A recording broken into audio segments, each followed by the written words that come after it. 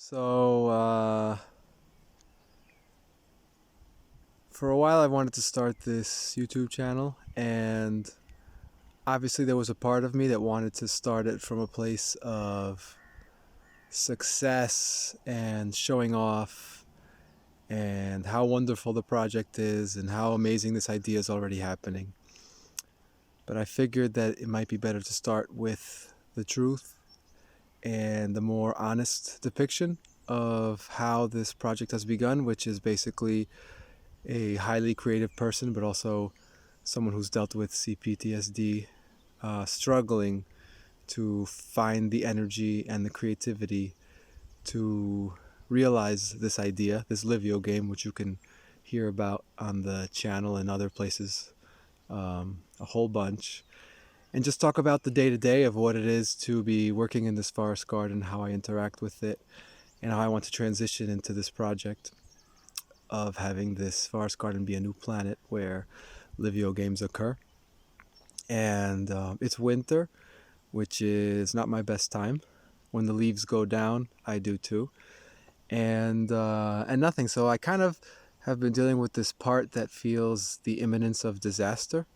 I have grandparents that have been hospitalized for months at a time, 3 out of 4 of them. I know the other one was in a war.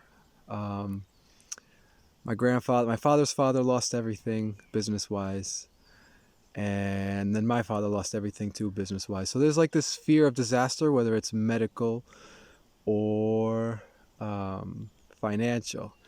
And so we carry, ancestral trauma. We can carry these triggers that come from not our own experiences, but of like our unprocessed ancestors' trauma. So in this case, um, I dabbled in crypto because I really wanted to give myself like a year of money to just do what I want, be able to pay for all the therapy I want, spend money on materials, and settle into this YouTube channel. And the crypto bubble burst. So now I'm holding. I'm not going to sell because I know it's good technology. Loopring is really good technology.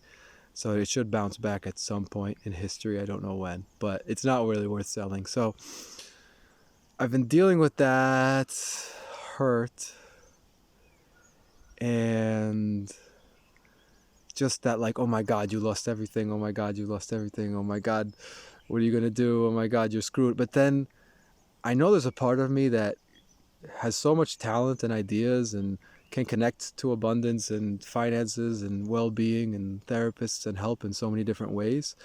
And it's like opening up that path and that part of me and kind of just healing that, oh my God, this is a disaster. Oh my God, this is a disaster. Because it's not. I have plenty of food and a place to live and very few expenses. Uh, so yeah, I just wanted to share that. So I guess when you see the channel category of videos that is called, I don't know what it's going to be called yet, but it's going to be called maybe Chronicles of a Traumatized Forest Knot or something akin to that. Um, that'll be kind of the more video diary of what I'm going through. Like, for no reason, I just feel pain. Everything's like this sense of doom. What's going on? Like, is there something wrong with me? Is something bad going to happen? And sometimes it's like overwhelming and it kind of ebbs and flows.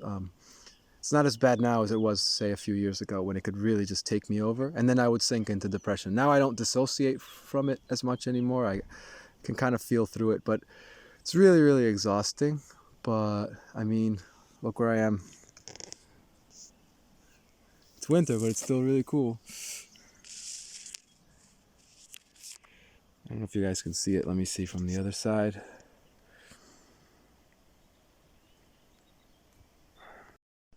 And then, other than crypto, that's my dog. I have an aunt who promised me land, and so even though I have a wonderful forest garden here, it's not in my name. And my parents aren't the kind of people that are like, "We believe in you, we trust you, we support you, we want you to have this project." They're like, the kind of people that are afraid of losing what they have, and they're mistrusting, and they think things are going to go bad, and they think that you should just get a regular job and not dream and not try to fix the problems of the world. And so She promised me land, which would have been like the first piece of land I have in my name, so it's something that I could work on, and I know that nobody would take it from me.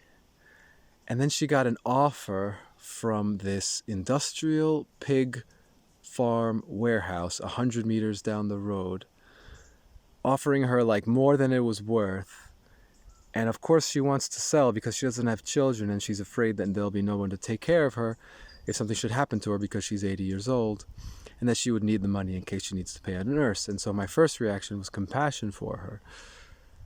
And I really felt like that fear of like not being taken care of. And if you don't have money, like you're screwed because no one will care about you or take care of you. And I understand that perfectly. But then the other side of me is like, I could do so much good with that land.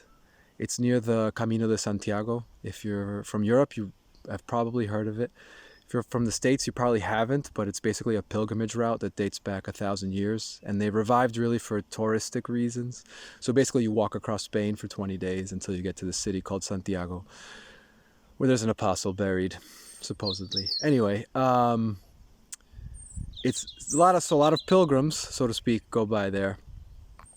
And it would be so cool to have like a little berry farm right there that they could do pick your own, and then have information about industrial farming and the horrors of it. Because there are people who just, if it'll make them a living, they'll do it, and they don't care about the suffering it causes other beings in the more than human world. So it breaks my heart because it's like right in a spot where like I have a market right there. I have people right there that would visit it. I wouldn't have to worry about getting it to a store. What I do, like throw some blueberries in there, hazels, chestnuts, currants, and do pick your own, and just have people drop off donations. My nose is red from the cold.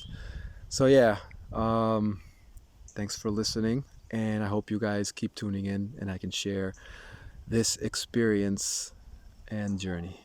Thanks a lot, guys.